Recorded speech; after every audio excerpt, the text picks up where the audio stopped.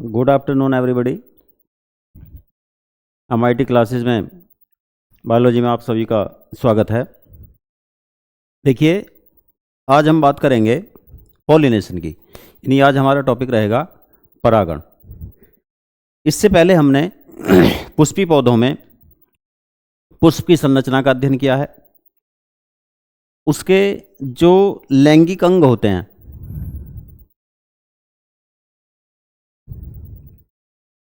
Male reproductive organs यानी नर जनन अंग और फीमेल रिप्रोडक्टिव ऑर्गन्स अर्थात मादा जनन अंग, उनका अध्ययन किया है, उनकी संरचना का क्या है। फिर इसके बाद हमने मेल प्रजनन अंगों में बनने वाले मेल जैमीट अर्थात पराग कणों का निर्माण कैसे होता है, इसकी स्टडी की है, जिसे हमने लघु बीजाणु जनन या माइक्रो स्पोरोजेनेसिस के नाम से अध्ययन किया है, स्टडी की है, पढ़ा है। पुष्प के फीमेल भाग में, स्त्री केसर भाग में, या कह सकते हैं मादा भाग में, गुरु बीजाणु जनन की क्रिया द्वारा गुरु बीजाणु अर्थात बीजांड के अंदर भ्रूण कोष एम्ब्रियो सैक का निर्माण किस प्रकार होता है, ये हमने पढ़ा है। अब देखिए, पुष्प में जो मेल और फीमेल ऑर्गन हैं, उनमें जो लैंगिक जनन की इकाइयां होती हैं, पराग कण मेल इकाई और भ्रूण कोष अर्थात एम्ब्रियो सैक फीमेल इकाई, दोनों विकसित हो चुके हैं, दोनों का डेवलप हो चुका है। अब इससे आगे क्या होगा? इससे आगे होगा ये, जो मेल बीजाणुधानी हैं, जहां पर पराग कणों का निर्माण हुआ है, वे मेल बीजाणुधानी अर्थात माइक्रोस्पोरोंजिया यानी लघु बीजाणुधानी परिपक्व होकर फट जाती हैं। उनसे जो पराग कण होते हैं वो बाहर निकलते हैं, और वो बाहर निकले पराग कण किसी माध्यम से, कुछ पौधों में जल के द्वारा, वायु के द्वारा, या कीट के द्वारा, या अन्य कुछ माध्यम भी होते हैं, उनके माध्यम से पुष्प के वर्तिकाग्र तक पहुंचते हैं। तो पराग कोष से मुक्त होकर पुष्प के वर्तिकाग्र तक पराग कणों के पहुंचने की जो प्रोसेस है, पराग कणों के ट्रांसफर होने की जो प्रक्रिया है, उस प्रक्रिया को परागण कहते हैं। तो क्या है परागण? पुष्पी पौधों में पराग कणों का या पोलन ग्रेन्स का पराग कोष से मुक्त होकर वर्तिकाग्र तक पहुंचना परागण कहलाता है, पॉलिनेशन कहलाता है। कैसे होती है क्रिया? देखिए, मान लीजिए ये पुष्प है,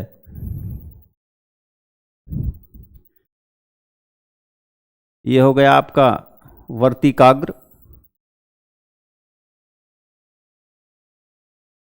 ये वर्तिका, और ये हो गई आपकी ओवरी यानी अंडाशय।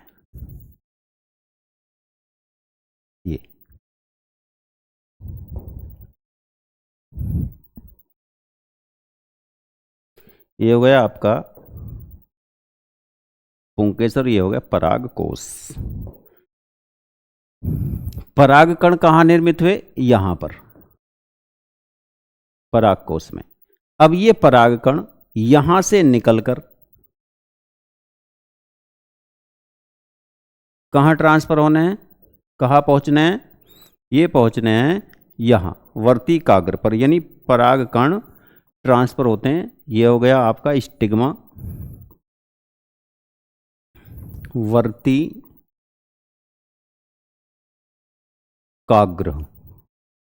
वर्तिकाग्र।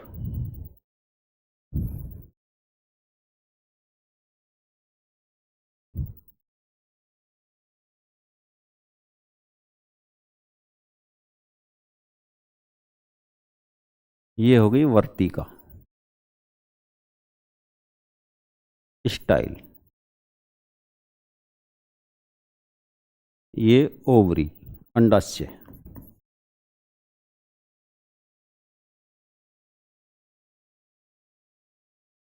और इसके अंदर ये बीजांड, बीजांड के अंदर एम्ब्रियो सैक, भ्रूण कोश, भ्रूण कोश हो गया आपका ये एम्ब्रियो सैक या भ्रूण कोश हो गया। ये पराग कोश यानी एंथर, और ये हो गए पराग कण, पराग कण या पोलन ग्रेन्स।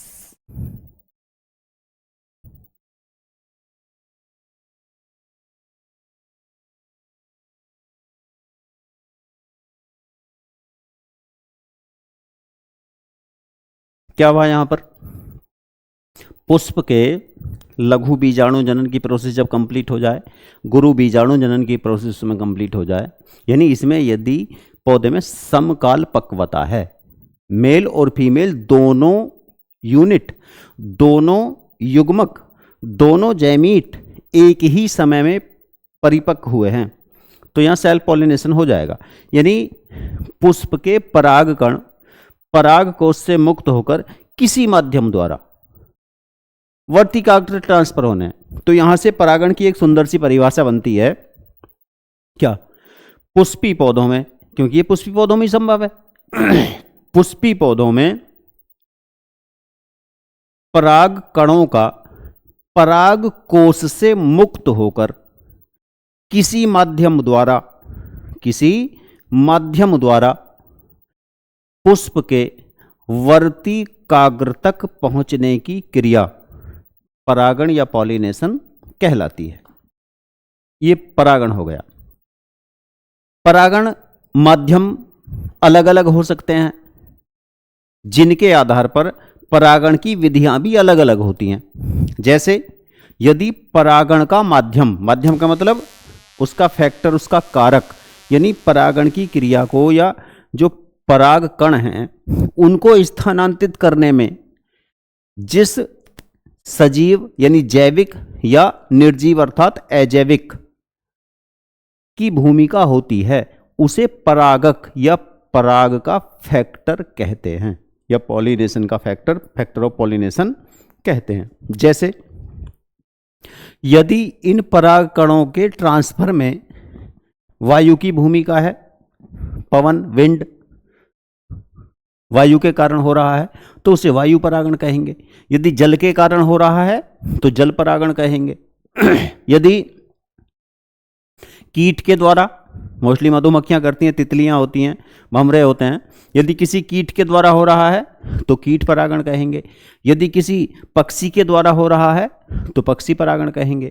चमगादड़ भी करती हैं कुछ पौधों में, तो जैसे कागेलिया वगैरह का पौधा होता है तो उसे चमगादड़ परागण कहेंगे। कुछ पौधों में स्नेल के द्वारा होता है, घोंघे के द्वारा, मतलब मोलस्का के सदस्य होते हैं स्नेल, उनके द्वारा हो रहा है तो उसे स्नेल परागण कहेंगे या मेलकोफिली कहेंगे। जिमीकंद में ऐसा होता है, जिमीकंद पौधे में स्नेल के द्वारा परागण होता है। इसके बारे में आगे बात करेंगे कि किन पौधों में किस प्रकार होता है। अब यहाँ समझिए आप कि परागण क्या है।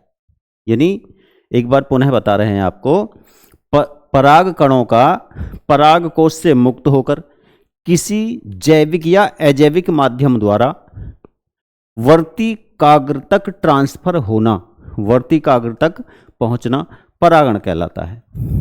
पौधों में यानी पुष्पी पौधों में परागण की क्रिया निम्नलिखित दो प्रकार से होती है।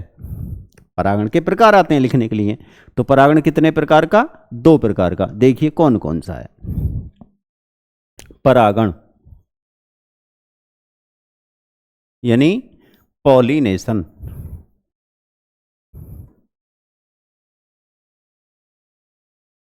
कितने प्रकार हुए इसके? दो प्रकार। कौन कौन से? यानी परागण की क्रिया को बांटा गया दो भागों में। एक का नाम रखा स्वपरागण, स्व परागण, सेल्फ पॉलिनेशन।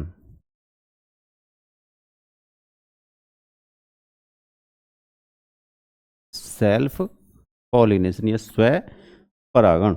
और दूसरा होता है पर परागण, इसको कहते हैं क्रॉस पॉलिनेशन।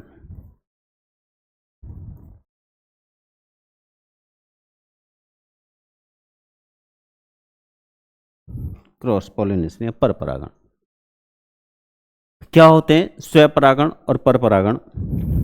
यदि किसी पुष्प के परागकण, यदि किसी पुष्प के परागकण उसी पुष्प के वर्तिकाग्र पर या उसी पौधे पर लगे किसी अन्य पुष्प के वर्तिकाग्र पर स्थानांतरित होते हैं तो उसको स्वपरागण या उस क्रिया को या उस परागण के प्रकार को स्वपरागण कहा जाता है, सेल्फ पॉलिनेशन कहा जाता है। किसे कहेंगे? शब्द, हिंदी का शब्द स्वपरागण, स्वयं, यानी परागण की वह विधि या परागण का वह प्रकार जिसमें किसी पौधे के परागकण या पोलन ग्रेन उसी पुष्प के वर्तिकाग्र पर या उसी पौधे पर लगे किसी अन्य पुष्प के वर्तिकाग्र पर स्थानांतरित होते हैं। ध्यान रहे, यहाँ पौधा चेंज नहीं हुआ, प्लांट सेम है। एक पौधे पर एक से अधिक पुष्प हो सकते हैं, तो किसी पौधे के जो पुष्प है उसके परागकण यदि जिस पुष्प के परागकण हैं या तो उसी पुष्प के वर्तिकाग्र पर ट्रांसफर हो या फिर उसी पौधे पर लगे किसी अन्य पुष्प के वर्तिकाग्र पर ट्रांसफर हो, स्थानांतरित हो या पहुंचते हैं, उस क्रिया को कहते हैं स्व परागण। अब स्व परागण में दो कैटेगरी हमारे पास हो गई। एक वह कैटेगरी जिसमें किसी पुष्प के परागकण उसी पुष्प के वर्तिकाग्र पर स्थानांतरित हुए, ट्रांसफर हुए, और दूसरी प्रक्रिया, दूसरी कैटेगरी क्या है कि किसी पुष्प के परागकण उस पौधे पर लगे अन्य पुष्प के वर्तिकाग्र पर स्थानांतरित हुए हों। दोनों को क्या कहा गया? स्वपरागण। लेकिन दोनों क्रियाओं में थोड़ा सा अंतर है। तो जब किसी पुष्प के परागकण उसी पुष्प के वर्तिकाग्र पर पहुंचते हैं, अर्थात फ्लो पर भी चेंज नहीं है, तो उसको कहते हैं स्वयुग्मन, ऑटोगैमी। क्या कहते हैं? स्वयुग्मन, ऑटोगैमी। और यदि किसी पुष्प के परागकण उसी पौधे पर लगे, शब्द पर ध्यान दीजिए, उसी पौधे पर लगे, पौधा चेंज नहीं है, उसी पौधे पर लगे अन्य पुष्प पर दूसरे पुष्प के वर्तिकाग्र पर पहुंचते हैं, स्थानांतरित होते हैं, ट्रांसफर होते हैं, तो उसे कहते हैं सजातीय पुष्प परागण। स्वपरागण ही है ये, लेकिन यहां क्या हुआ? फ्लोवर चेंज हो गया, प्लांट चेंज नहीं हुआ, तो उसे कहेंगे सजात पुष्पी परागण। अब आ जाइए पर परागण में, क्रॉस पॉलिनेशन में, यहां पर पौधा चेंज हो जाता है। क्या है? यदि किसी पुष्प के परागकण किसी अन्य पौधे पर लगे पुष्प के वर्तिकाग्र पर स्थानांतरित होते हैं, पौधा चेंज है। यदि किसी पुष्प के परागकण किसी अन्य पौधे पर लगे पुष्प के वर्तिकाग्र पर स्थानांतरित होते हैं, ट्रांसफर होते हैं, पहुंचते हैं, तो उस क्रिया को पर परागण या क्रॉस पॉलिनेशन कहा जाता है। तो स्वपरागण के कितने प्रकार हो गए? दो भाग हो गए इसके। एक कौन सा? स्वयुग्मन, ऑटोगैमी, और दूसरी सजात पुष्पी परागण, अर्थात जेटियोगैमी।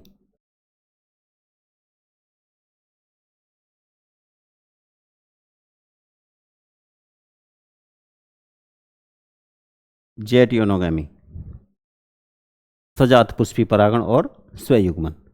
स्वपरागण के पार्ट। पर परागण में तो पौधा चेंज है। इसे और कैसे समझ सकते हैं, देखिए मान लीजिए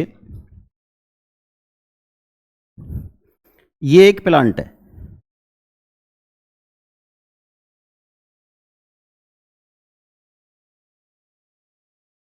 ये प्लांट,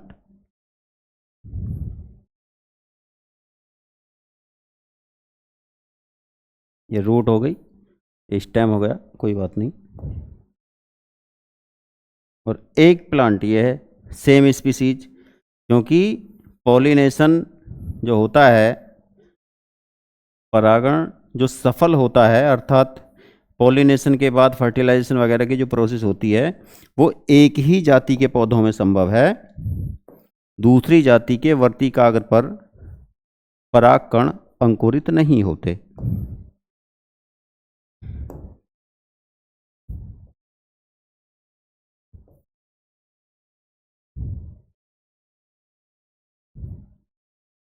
ये पत्तियां,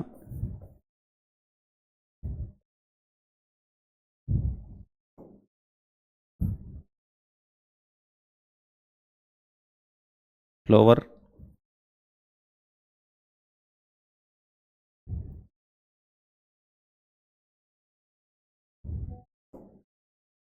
एक आध फ्लावर और भी दिखा दो, ये फ्लावर, ठीक है। अब देखिए कैसे परागण होगा।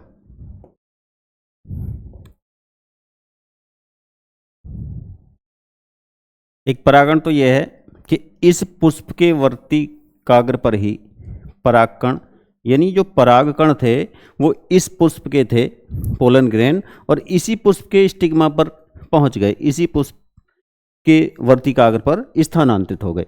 दूसरी विधि क्या बताइए आपको, तो ये क्या हो गया, स्वयुग्मन, आउटोगैमी। और क्या हो सकता है कि इस पुष्प के परागकण इसी पौधे पर लगे दूसरे पुष्प पर स्थानांतरित हो गए, तो ये हो गया सजात पुष्पी परागण। तीसरा क्या हो सकता है कि इस पुष्प के परागकण, इस पुष्प के परागकण किसी दूसरे पौधे पर स्थानांतरित हो गए, तो उसे कहेंगे पर परागण या क्रॉस पॉलिनेशन। तो ये क्या है, पर परागण यानी क्रॉस पॉलिनेशन।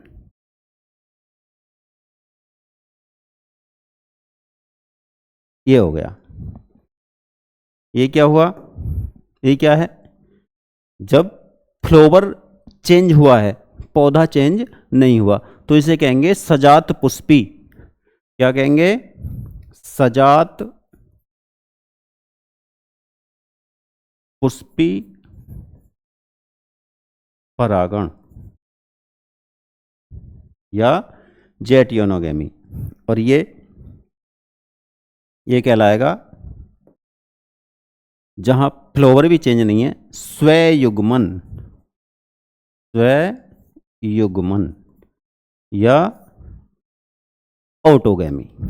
तो ये हुई परागण की क्रिया। आप इसको इस तरह से भी दिखा सकते हैं। यदि एग्जाम में परागण के प्रकार लिखने के लिए आते हैं, प्रश्न आता है कि परागण क्या है, ये कितने प्रकार का होता है, तो हमको क्या बताना है, परागण की सुंदर सी डेफिनेशन लिखिए कि पुष्पी पौधों में, आवृत बीजी पौधों में पराग कणों का पराग कोश से मुक्त होकर किसी जैविक या अजैविक माध्यम द्वारा पुष्प के वर्तिकाग्र पर पहुंचना पॉलिनेशन या परागण कहलाता है।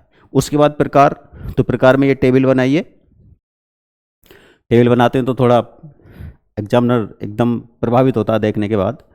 सुंदर सी टेबल बनाइए। परागण दो प्रकार, स्वपरागण, पर परागण। फिर स्वपरागण के भाग लिए स्वयुग्मन, सजातीय पुष्प परागण।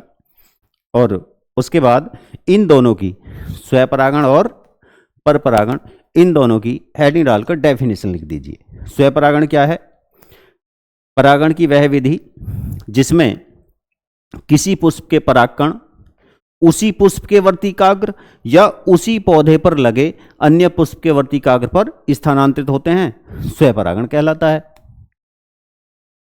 इसकी दो विधियां होती हैं, स्वयुग्मन और सजात पुष्पी परागण। इन्हें अलग से हेडिंग देने की आवश्यकता नहीं है, इन्हें उसी में बता दीजिए। यदि पुष्प चेंज ना हो, यानी जिसके पराग कण हैं उसी पुष्प पर स्थानांतरित हों तो संयुग्मन, और पौधे का पुष्प चेंज हो जाए तो सजात पुष्पी। फिर पर परागण की डेफिनेशन लिख दीजिए। परागण की वह विधि जिसमें एक पुष्प के पराग कण उसी जाति के, उसी प्रजाति के, उसी वैरायटी के, उसी प्रजाति के अन्य पौधे पर लगे पुष्प के वर्तिकाग्र पर स्थानित होते हैं, ट्रांसफर होते हैं, पर परागण कहलाती है। लिखने के बाद आप ये डायग्राम शो कर दीजिए, दो छोटे छोटे पौधे बनाकर उन्हें क्लियर कर दीजिए कि कौन सा क्रॉस पॉलिनेशन है, पर परागण है, कौन सा जात पुष्पी है और कौन स्वयुग्मन है। इस प्रकार ये आपका कंप्लीट हो जाएगा। अब बात ये आती है कि वर्तमान समय में मनुष्य मेंडल के आनुवांशिक नियमों और सिद्धांतों का उपयोग करके पौधों की जातियों में सुधार करने का प्रयत्न कर रहा है। तो परागण की कुछ क्रिया ऐसी होती हैं जिसे मनुष्य पौधों की जातियों को गुणवत्तापूर्वक बनाने के लिए, या कुल मिला के हम कह सकते हैं फसलों का उत्पादन बढ़ाने के लिए परागण की क्रिया को अपनी इच्छा के अनुसार कराने लगा है। यानी पॉलिनेशन की क्रिया, परागण क्रिया मनुष्य अपने अकॉर्डिंग भी कराता है, उसे कहा जाता है कृत्रिम परागण, उसे कहते हैं कृत्रिम परागण। तो प्राकृतिक रूप से परागण की दो ही विधियां हैं, कृत्रिम रूप से, नेचुरल रूप से परागण की दो ही विधियां हैं, स्वपरागण, पर परागण। लेकिन मनुष्य पौधों की गुणवत्ता बढ़ाने के लिए, उनका उत्पादन बढ़ाने के लिए हाइब्रिड जातियां तैयार करता है, संकर जातियों का निर्माण करता है, और उसके लिए मनुष्य स्वेच्छा से, अपनी इच्छा से, अपनी इच्छित अनुसार पौधों के बीच परागण की क्रिया कराता है, जिसको कहते हैं कृत्रिम परागण, जिसे कहते हैं कृत्रिम परागण। तो परागण की एक नई विधि क्या है? कृत्रिम परागण। कृत्रिम परागण, आर्टिफिशियल पॉलिनेशन।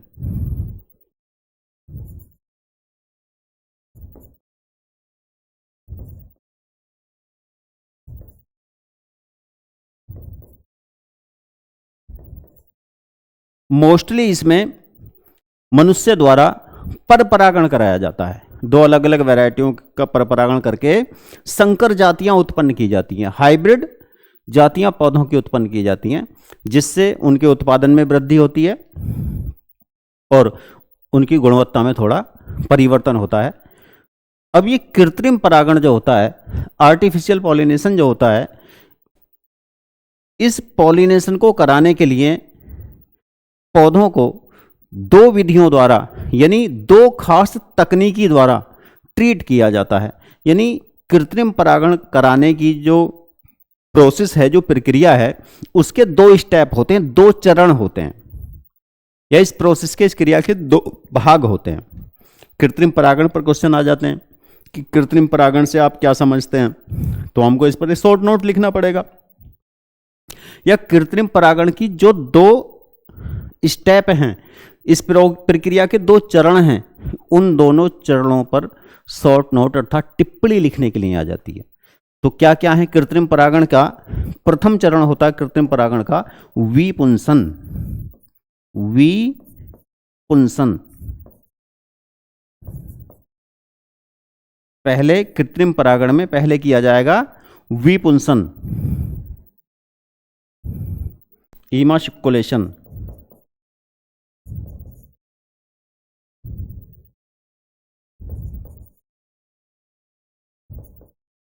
और दूसरी प्रोसेस में की जाती है बोरा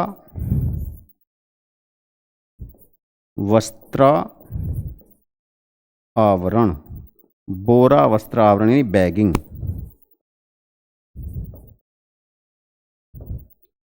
क्या होते हैं ये विपुंसन और बोरा वस्त्र आवरण? कई बार बोरा वस्त्र आवरण पर शॉर्ट नोट लिखने के लिए आता है, तो बच्चे पता नहीं शब्द ऐसा आ रहा, बोरा वस्त्र आवरण, बस जिसे पता नहीं वो कुछ भी लिख देता, बोरा वस्त्र आवरण शब्द को सुनकर सोचता ये सिलेबस में पता नहीं कहाँ से आया क्या है। तो इन्हें दोनों को समझिए आप, विपुंसन और बोरा वस्त्र आवरण का। विपुंसन देखिए इसी शब्द में से, विपुंसन में से ही इसका अर्थ निकल आएगा। विपुंसन, पुंसन मीन्स पुंकेसर, उमंग, मेल ऑर्गन्स, और वी मीन्स हटाना, अर्थात एक ऐसी खास प्रोसेस, एक ऐसी खास प्रक्रिया जिसमें पुष्प के पुंकेसर्स को, अर्थात ये तो पुंकेसर है ना, ये यहां से, और ये क्या है, मेल पार्ट है ना पुंकेसर, इसको काटकर पृथक कर देना, अलग कर देना। क्या करना होता है, मान लीजिए हमारे पास एक ये पौधे हैं, एक ये प्लांट है, ये पौधा है, यानी ए स्ट्रेन, ए प्रजाति या ए वैरायटी के पौधे हैं, और दूसरा पौधा, दूसरा ये है, ये एक क्यारी ये है हमारे पास।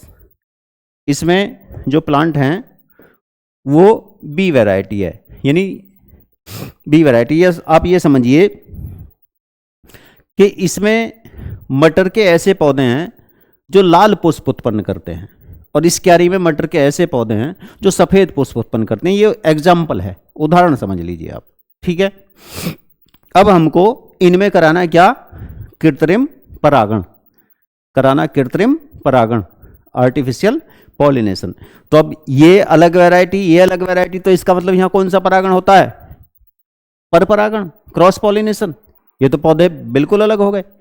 यदि सेम वैरायटी भी होती तो पौधे तो अलग अलग है ना, तो जहां पौधे अलग होते हैं वहां क्या होता है, कृत्रिम परागण, पर परागण।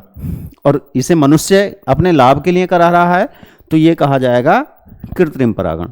क्या कराना है, देखिए इसके लिए इनमें से किसी एक पुष्प, किसी एक भाग को, या तो इस क्यारी के पौधों को या इस क्यारी के पौधों को, एक को मेल मानना होगा और एक को फीमेल। भले ही पुष्प उभयलिंगी हो, यानी प्रत्येक पुष्प में भले ही दोनों प्रकार के रिप्रोडक्टिव ऑर्गन हो, लेकिन हमको इनमें से एक पौधे को या एक जो भी हमारे पास क्यारी है, जो भी संसाधन है, एक को मेल मानेंगे और एक को फीमेल मानेंगे। तो मान लीजिए हम इसको क्या मानते हैं, मेल, और इसको मानते हैं फीमेल। तो ये मेल प्लांट मान लिए हमने। अब करना क्या है, जिस प्लांट को हम मेल मान रहे हैं उससे प्राप्त करेंगे हम पुंकेसर, उससे प्राप्त करने होंगे हमें पराग कण, यानी इसके पराग कण हमको ट्रांसफर करने होंगे यहां, इस क्यारी के पॉलिन ग्रेन यहां ट्रांसफर करने होंगे, बी पर ट्रांसफर करने होंगे, स्थानांतरित करने होंगे। तो करना क्या है, इन जिन्हें फीमेल माना है उनके पास भी तो मेल जैमीट हैं, उनके पास भी तो ये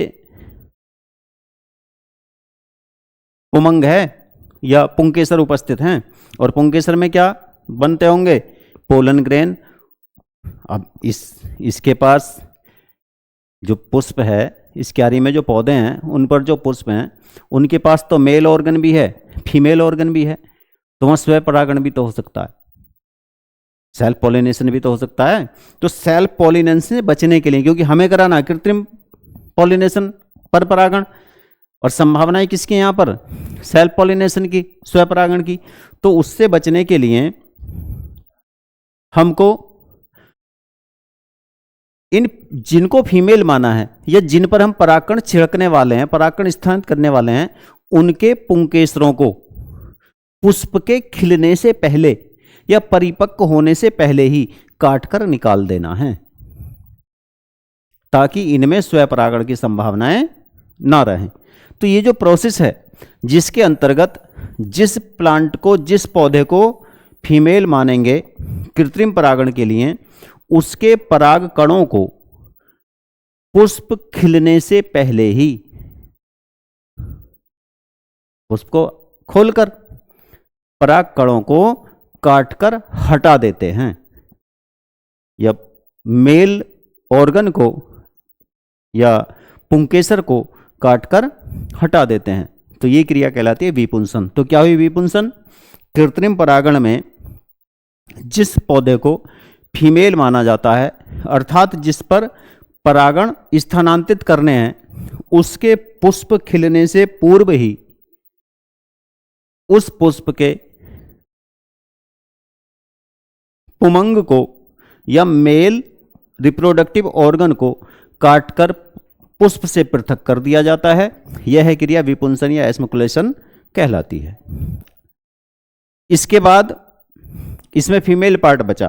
अब कोई कीट आकर इस पर ना बैठ जाए, क्योंकि कीट किसी और पुष्प से दूर कहीं से परागकण लाकर इस पर डाल सकता है। तो फिर क्या करेंगे, इस पुष्प को, ये पुष्प है, इस पुष्प को पॉलीथीन की पारदर्शी थैली में बंद कर देंगे। पॉलीथीन की पारदर्शी थैली में इस पुष्प को क्या कर देंगे, पुष्प को बंद कर देंगे। ये पुष्प हो गया।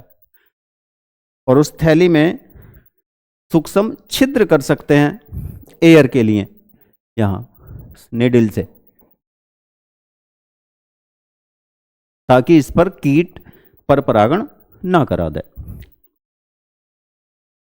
इसके पश्चात जब इस मेल पुष्प में पराग कणों का निर्माण हो जाएगा, पोलन ग्रेन का निर्माण हो जाएगा, तो ब्रुश की सहायता से, ड्राइंग में जिससे कलर करते हैं, उस ब्रुश की सहायता से पराग कणों को पेट्रा डिश, कांच की कटोरी होती है, पेट्रा डिश कहते हैं, या लैब में वॉच ग्लास होते हैं, वो भी कांच की कटोरी जैसी होती हैं, उसमें अलग पुष्प से अलग प्राप्त करके और ब्रुश की सहायता से ही इस पॉलीथीन को हटाएंगे और इसके जो वर्तिकाग्र है उस पर इनको डाल देंगे, यानी उन पर ट्रांसफर कर देंगे।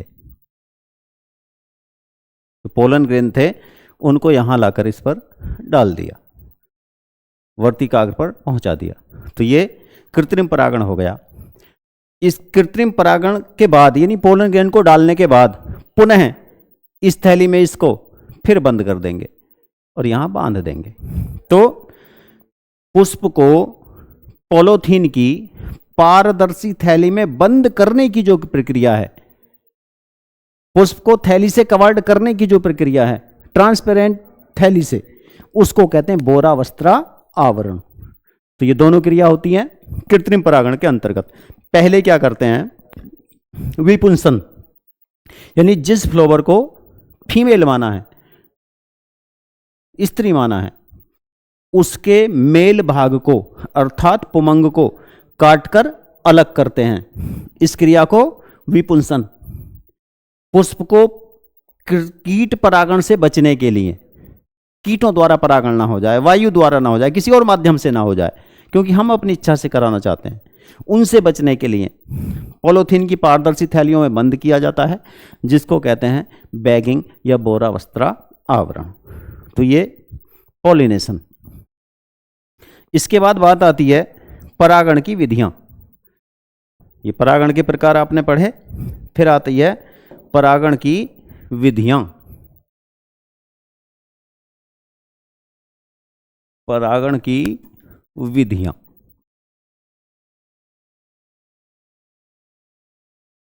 यानी मेथड ऑफ पॉलिनेशन।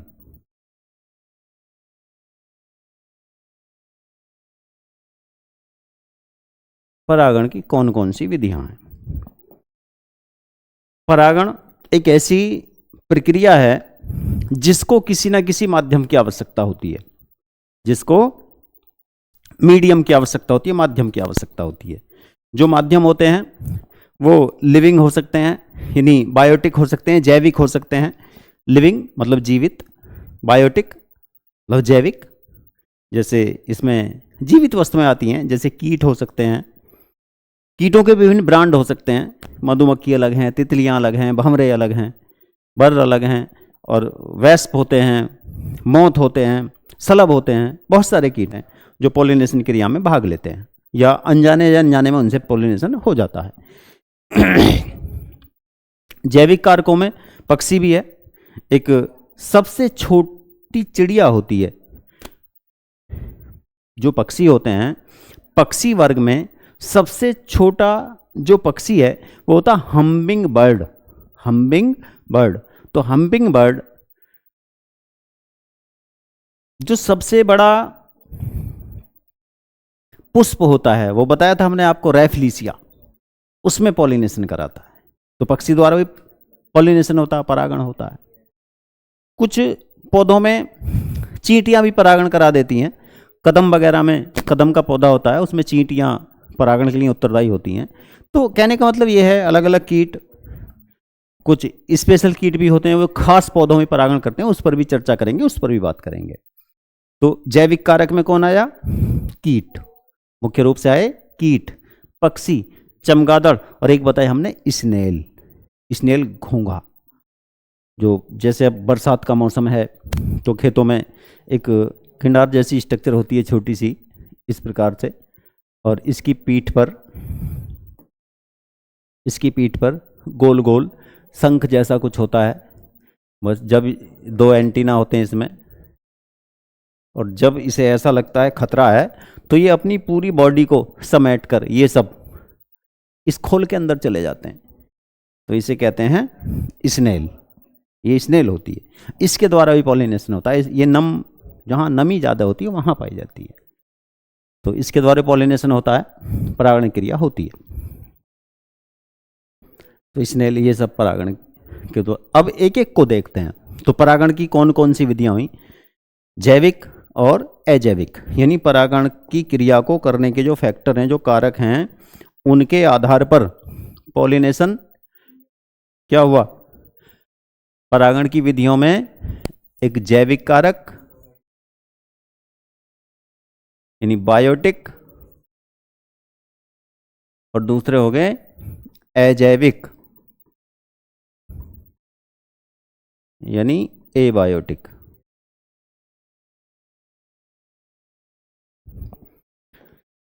जो एबायोटिक हैं, अजैविक कारक हैं, उनमें जल से हो तो क्या कहेंगे? जल परागण, और या फिर वायु से हो तो वायु परागण। इधर जैविक में कीट से हो तो कीट परागण,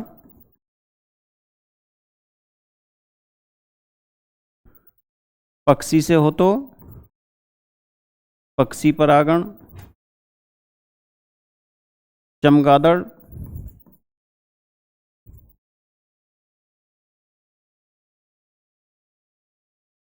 भी करती है।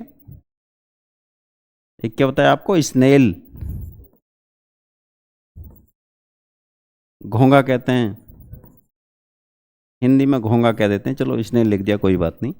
स्नेल पॉलिनेशन, स्नेल परागण, ये मुख्य हैं। लेकिन आपके सिलेबस में मुख्य जो हैं, जहाँ से आपको क्वेश्चन बनेंगे, वो देखो कीट परागण है और जल परागण है और वायु परागण। 3 विधियां मुख्य हैं आपके लिए। इन 3 में से प्रश्न आते हैं, इन 3 को मत भूलना, बाकी को भी पढ़ना, याद करना, लेकिन ये 3 इंपॉर्टेंट हैं। तो पहले इन्हीं को देखते हैं। देखिए, सबसे पहले आता है कीट परागण, इंसेक्ट पॉलिनेशन। क्या कहेंगे? इंसेक्ट पॉलिनेशन, कीट परागण। क्या है कीट परागण? देखिए, यदि किसी पुष्प के पराग कणों को कीट द्वारा वर्तिकाग्र तक स्थानांतरित किया जाता है तो उसे कीट परागण कहते हैं। कीट परागण की या कीट परागण में मुख्य भूमिका हनी बी यानी मधुमक्खियों की होती है। जो टोटल कीट परागण होता है उसका लगभग 80 से 85% परागण मधुमक्खियों द्वारा किया जाता है। कीट पुष्प से आकर्षित होकर, अट्रैक्ट होकर मकरंद पाने के लिए पुष्प के पास पहुंचते हैं, पुष्प पर जाते हैं मकरंद लेने के लिए। आकर्षित किससे होते हैं? पुष्प की सुगंध से और पुष्प के कलर से। आकर्षित होने पुष्प की सुगंध से और पुष्प के कलर से, रंग से। पहुंचते किस लिए हैं? मकरंद, नेक्टर प्राप्त करने के लिए, फूड, भोजन प्राप्त करने के लिए। और उनकी बॉडी से, उनके पैरों से चिपक कर जाने अनजाने में पराग पिंड या पराग कण ट्रांसफर या स्थानांतरित हो जाते हैं, यानी परागण की क्रिया हो जाती है। कीट परागण की विशेषताएं क्या हैं? अनुकूलन क्षमताएं क्या हैं? प्रश्न आता है कि कीट परागण की अनुकूलन विशेषताओं का वर्णन कीजिए। तो क्या विशेषताएं हैं कीट परागण की? देखिए, कीट परागण के लिए जो पुष्प होते हैं वो ब्राइट कलर के होते हैं, चमकीले रंग, यानी ब्राइट कलर के पुष्प होते हैं मोस्टली। और क्या है? पराग कण, इनकी जो पोलन के पराग कण है वो चिपचिपे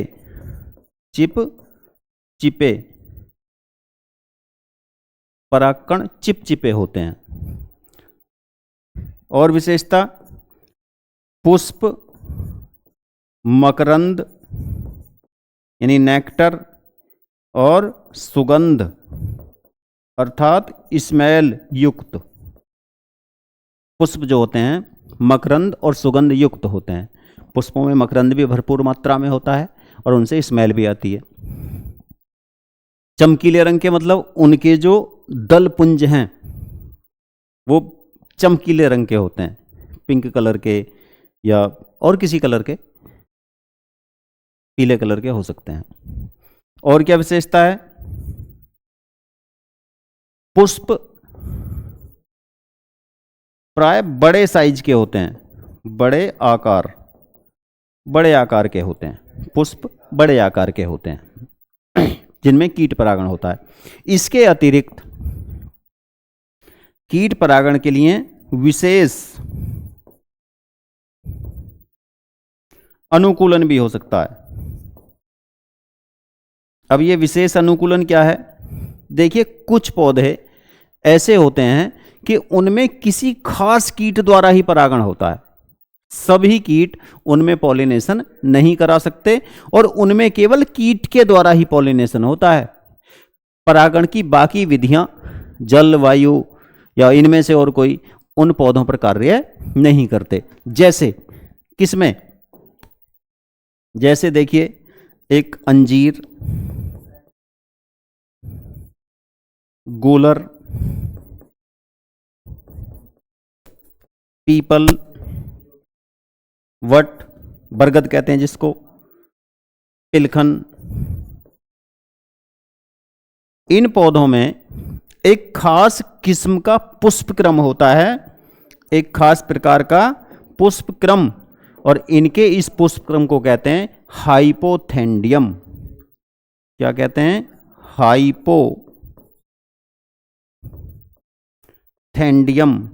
हाइपोथेंडियम प्रकार का पुष्प क्रम। ये प्रश्न आता है, हाइपोथेंडियम प्रकार का पुष्प क्रम किस में पाया जाता है? इनमें से किसी पौधे का नाम बता देना। क्या विशेषता है? आपने गूलर का फल देखा होगा, फल कहना नहीं चाहिए उसको, लेकिन चलो फल कहते हैं सब, सामान्य रूप से फल ही कहा जाता है। कैसे? अभी दिखाते हैं आपको। देखिए, ये हो गई शाखा, गूलर के पौधे की शाखा। इस पर एक वृंत लगेगा और ये फल लग गया इस पर, ये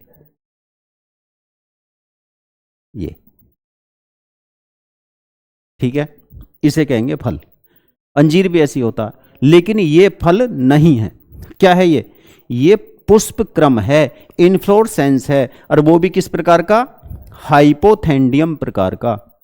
हाइपोथेंडियम प्रकार का। जब हम इसको तोड़कर देखेंगे, पौधे से तोड़कर इसको काट कर देखेंगे, तो जब काट कर इसको देखते हैं तो इसमें अंदर की तरफ यहां पर छोटे छोटे रोए जैसे पाया जाता है। ये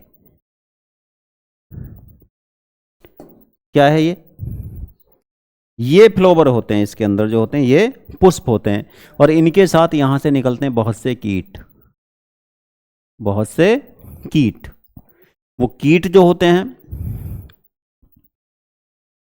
वो स्पेशल कीट हैं जो केवल इसी में पॉलिनेशन कराते हैं, या इसी पुष्प क्रम में इन्हीं पौधों में पॉलिनेशन कराते हैं, बाकी पौधों में नहीं कराते। मच्छर जैसे कीट होते हैं, वेस्प कहते हैं उनको। तो यहां से कौन आया? वेस्प इसके अंदर। अब ये कहां से आए, ये कहां से प्रकट हो गए? देखिए, जिस समय इस पुष्प क्रम का निर्माण हो रहा होगा, ये छोटा सा अभी बनना शुरू हुआ, तो ये जो भाग है, ये यहां पर इसमें एक छिद्र था, छिद्र थोड़ा बड़ा था। कीट आकर्षित होकर, जो वेस्प कीट थे, मेल और फीमेल दोनों इसमें एंटर कर गए। अंदर तो पुष्प क्रम था, अंदर तो पुष्प थे बहुत सारे लगे हुए, ये जो होते हैं ये पुष्प होते हैं, तो वहाँ भरपूर मात्रा में भोजन मिला उनको, अपना जीवन व्यतीत करने लगे। बहुत सारे एग्स उन्होंने, अंडे उत्पन्न करे इसके अंदर यहाँ पर। अब कुछ समय बाद जैसे धीरे धीरे ये बड़ा हुआ, तो ये छिद्र जो था वो छिद्र छोटा हो गया। फ्लावर पुष्पक्रम डेवलप हुआ, वो बड़ा हुआ, छिद्र जो था वो छोटा हो गया। छिद्र छोटा हुआ, इधर अंडे बहुत सारे हो गए। अब जो अंडों से लार्वा निकला, कीट निकले, या वो पहले कीट थे, वो उस छिद्र इतना छोटा हो गया, वो उससे बाहर नहीं निकल सकते, बस सूक्ष्म छिद्र रह गया ताकि वायु का आवागमन बना रहे उसके अंदर, और कीट बाहर नहीं आ सकते। अब अंदर भोजन है, ऑक्सीजन है, जीवन के अनुकूलन दशाएं हैं, बस बाहर नहीं आ सकते।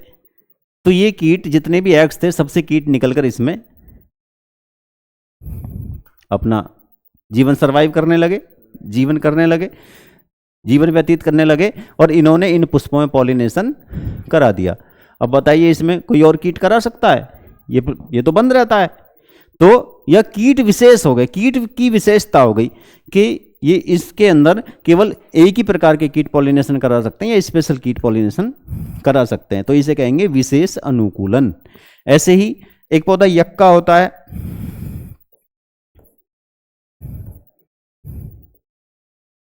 इसमें भी विशेष कीट द्वारा ही, या स्पेशल प्रकार के मौत कहते हैं उस कीट को, उसके द्वारा पॉलिनेशन हो सकता है, बाकी कीट इसमें पॉलिनेशन नहीं करा सकते। बत्तख बेल का पौधा होता है, ऐसी एक पौधा साल्विया होता है।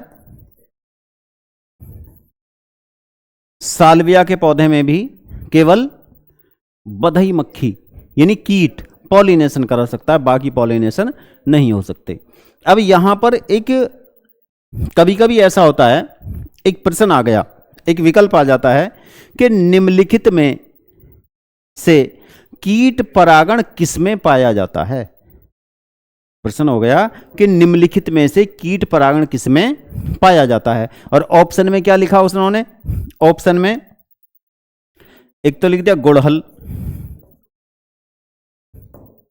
एक लिख दिया बाजरा, मक्का, और एक लिख दिया अंजीर।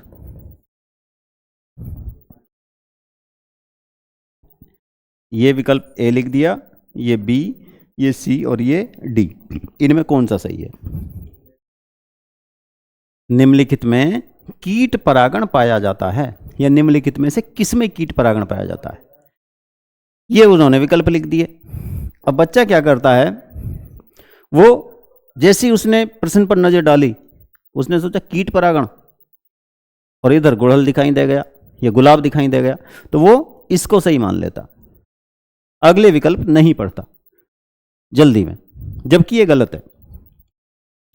देखिए, यदि कीट परागण के लिए प्रश्न पूछा गया कि निम्नलिखित में से कीट परागण पाया जाता है, और इनमें से किसी पौधे का नाम है, इनमें से किसी पौधे का नाम है, तो आप सबसे पहले नंबर पर ये रखे जाएं, क्योंकि जैसे गुड़हल है, गुलाब है, इनके पास ऑप्शन है कि यदि कीट नहीं है तो किसी और माध्यम से भी पॉलिनेशन हो सकता है, किसी और प्रकार से परागण हो सकता है, परंतु इनके पास कोई ऑप्शन, कोई विकल्प नहीं है। ये केवल और केवल कीट द्वारा ही परागित हो सकते हैं, इसलिए इसमें अंजीर को ठीक माना जाएगा।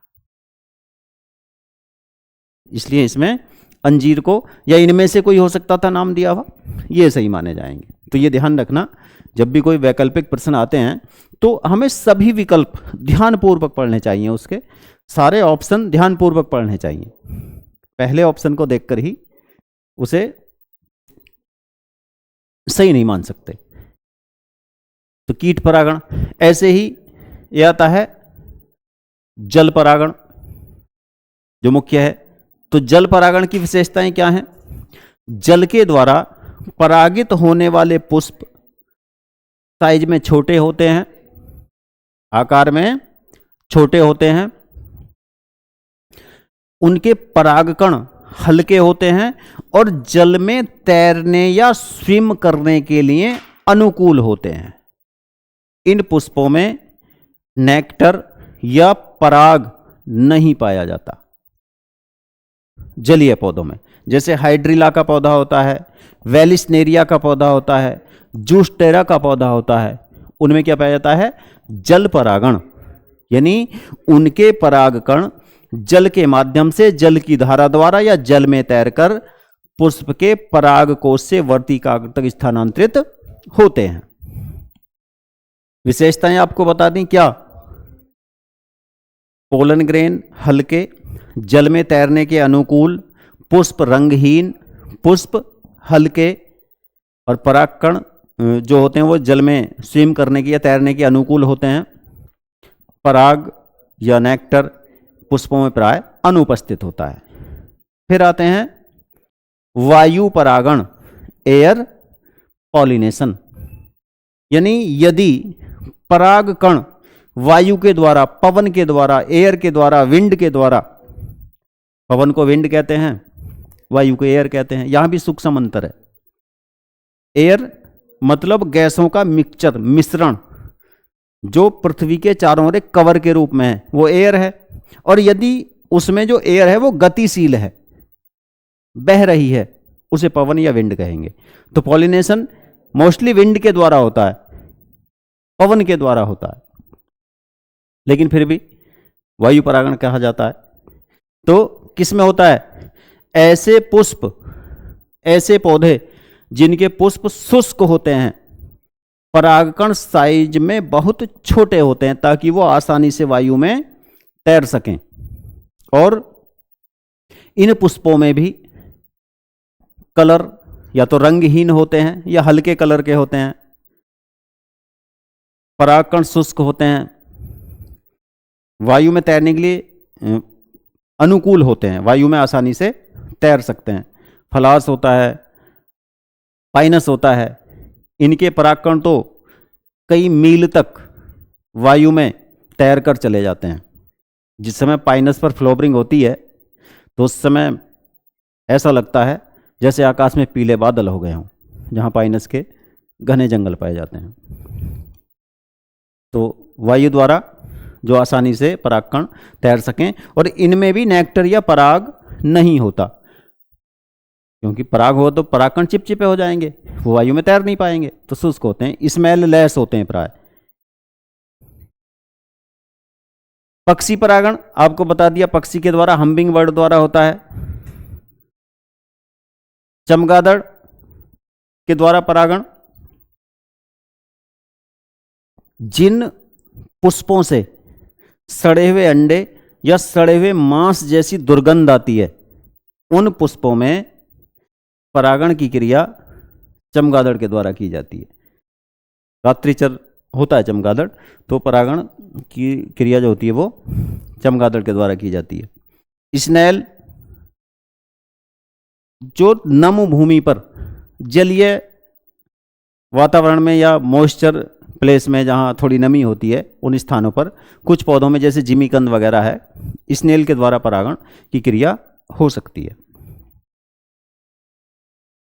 तो ये परागण की प्रोसेस थी कि पौधों में किस प्रकार, पुष्पी पौधों में पॉलिनेशन होता है। पॉलिनेशन या परागण दो प्रकार का था, स्वपरागण, परपरागण। मानव द्वारा यदि किसी पौधे की जाति में सुधार के लिए किया जाए, फसलों का उत्पादन बढ़ाने के लिए किया जाए, तो वो कृत्रिम परागण। और परागण की विधियां ये कीट, पक्षी, चमगादड़, स्नेल, अजैविक। इसके बाद परागण की प्रक्रिया हो गई। परागण के बाद फिर क्या होगा, यानी परागकण वर्ती काग्र पर ट्रांसफर हो गए। अब यहां से आगे जो परागकण होते हैं वो जर्मिनेट होंगे, अंकुरित होंगे, और अंकुरित होने के बाद परागकण के दोनों मेल जैमीट, दोनों नर युग्मक बीजांड में पहुंचकर निषेचन की क्रिया करेंगे। तो कल के लेक्चर में रहेगा हमारा परागकणों का अंकुरण तथा फर्टिलाइजेशन या निषेचन। और पुष्पी पौधों में दोहरा निषेचन पाया जाता है तो उसे डबल फर्टिलाइजेशन के नाम से भी जाना जाता है। तो हमारे साथ जुड़े रहिए और कल हम आपको बताएंगे कि पुष्पी पौधों में, एंजियोस्पर्म प्लांट में परागकणों का अंकुरण यानी जर्मिनेशन ऑफ पोलन ग्रेन और डबल फर्टिलाइजेशन की प्रोसेस किस प्रकार होती है। तब तक के लिए धन्यवाद।